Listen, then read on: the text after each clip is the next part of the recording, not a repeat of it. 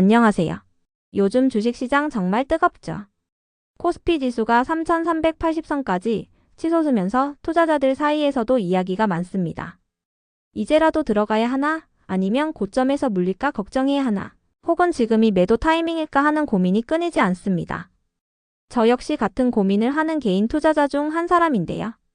그래서 오늘은 제가 실제로 운용 중인 3천만원짜리 포트폴리오를 공개하고 이 포트폴리오 안에서 어떤 부분은 지켜야 하고 어떤 부분은 손봐야 할지 하나씩 점검해 보려고 합니다. 제 사례를 들으면서 여러분도 본인의 투자 전략을 점검해 보시면 좋겠습니다. 지난 영상에서도 대략적인 저의 종목들을 말씀을 드렸는데 이틀 전에 비해 조금의 변화가 있어서 현재 제 포트폴리오 구성부터 말씀드리겠습니다. 삼성전자 10%, SK하이닉스 10%, 삼성 SDI 15%, 에코프로비엠 5%, LNF 3%, 포스코퓨처엠 4%, 셀트리온 1%, HL만도 2.5%, 네이버 3%, 아모레퍼시픽 5%, 그리고 현금이 42%입니다. 즉 반도체와 2차전지라는 성장주를 중심으로 하되 상당히 높은 현금 비중을 유지하고 있는 구조라고 보시면 됩니다. 이제부터는 이 포트폴리오를 종목별로 나누어 살펴보겠습니다. 먼저 비중을 줄여야 할 종목들입니다. 삼성 SDI가 가장 먼저 눈에 들어옵니다. 2차전지 업종은 최근 몇 년 동안 급격한 상승을 겪으면서 고평가 논란이 끊이지 않았습니다. 특히 상반기까지는 미래 성장에 대한 기대가 주가에 많이 반영됐는데 최근 들어 성장 속도가 둔화되면서 투자자들의 피로감이 쌓이고 있습니다. 따라서 현재 15%로 비중이 높은데 이를 8에서 10% 수준으로 줄이는 것이 바람직합니다. 이익을 실현하는 동시에 리스크 관리도 할 수 있기 때문입니다. 그런데 오늘도 줄이지 못했습니다. 왜냐하면 아직도 원금 회복이 안 된 상태에 있어서 원금까지 올라오면 그때 줄이겠습니다. 에코프로비엠도 마찬가지입니다. 2차전지 소재 기업으로 한때 엄청난 관심을 받았지만 여전히 밸류에이션 부담이 큽니다. 주가가 심리적인 요인에 많이 흔들리다 보니 안정적인 장기 투자에는 부담이 될 수 있습니다. 그래서 보유분의 절반 정도를 매도하고 일부 차익을 실현하는 것이 좋습니다. 그리고 아모레퍼시픽을 보겠습니다. 과거에는 중국 시장에서 화장품 한류를 이끌던 대표적인 종목이었지만 지금은 상황이 다릅니다. 중국 소비 심리의 회복이 지연되고 있고 실적도 기대에 미치지 못하고 있습니다. 따라서 현재 5% 비중 이내 원금 회복이 안 되어 조금 더 기다려볼 예정입니다. 원금 회복되면 3%로 줄이려고 합니다. 이렇게 세 종목의 비중을 줄이면 대략 6에서 7% 정도의 현금이 추가로 생기게 되고 총 현금 비중은 49에서 50%까지 올라가게 됩니다. 즉 앞으로 있을 시장 변동성에 대비할 여력이 더 커지는 것이죠.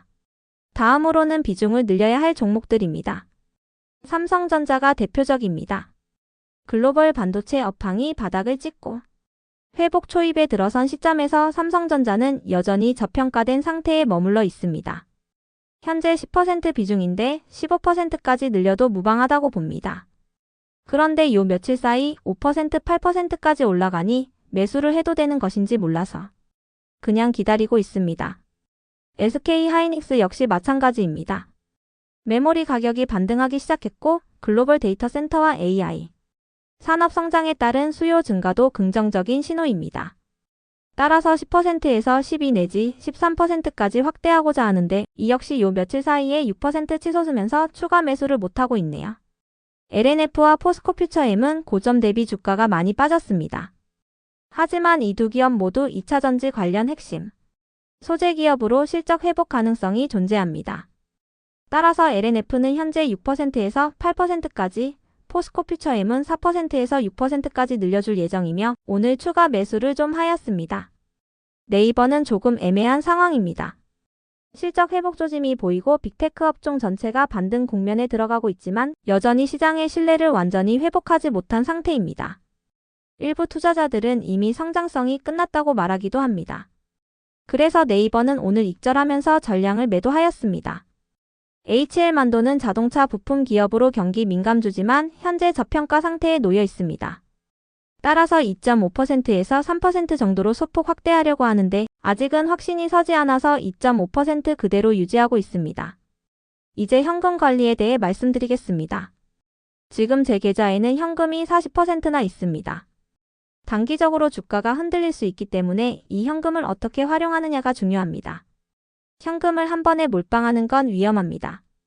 따라서 10월 한 달 동안 시장 변동성을 지켜보겠습니다. 8월에 모든 전문가들이 9월 주식시장이 바닥을 칠 정도로 내려갈 것이니 현금 확보하라고 장력 주장들을 하였는데 그 전문가들이 다 어디 갔는지 지금은 무슨 말을 하는지 궁금하네요. 또한 지수 ETF를 활용하는 것도 좋은 방법이라고 하는데 최근 외국인들이 한국 주식시장에서 인버스에 투자를 집중하고 있다고 하니 그냥 현금을 들고 있어야 할 것 같아요. 정리하자면 지금은 공격적인 투자보다 관리에 집중해야 할 때입니다. 지킬 건 지키고 저평가된 종목을 천천히 담아가야 합니다. 상승장이 끝난 것은 아니지만 무턱대고 추격 매수하는 것은 위험하기 때문입니다. 포트폴리오를 관리하는 방법을 저는 자주 정원 가꾸기에 비유하곤 합니다. 정원을 돌볼 때도 과하게 자란 가지는 가지치기를 해주어야 하고 시든 자리에는 새로운 새싹을 심어야 합니다. 포트폴리오도 마찬가지입니다. 수익을 어느 정도 본 종목은 차익을 실현해주고 성장 잠재력이 있는 종목에는 조금씩 씨앗을 심는 마음으로 접근해야 합니다. 또 하나 강조하고 싶은 점은 투자에는 언제나 불확실성이 따른다는 사실입니다. 그렇기 때문에 현금을 넉넉하게 보유하고 분할 매수와 분산 투자를 통해 리스크를 관리하는 것이 가장 중요합니다. 마지막으로 제 포트폴리오를 공개한 이유는 단순히 종목 추천을 드리려는 게 아닙니다.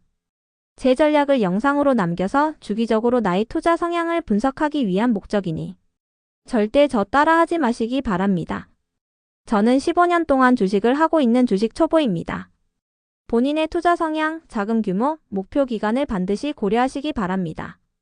오늘 영상이 여러분의 투자 판단에 조금이나마 도움이 되었길 바랍니다. 구독과 좋아요 부탁드리고요.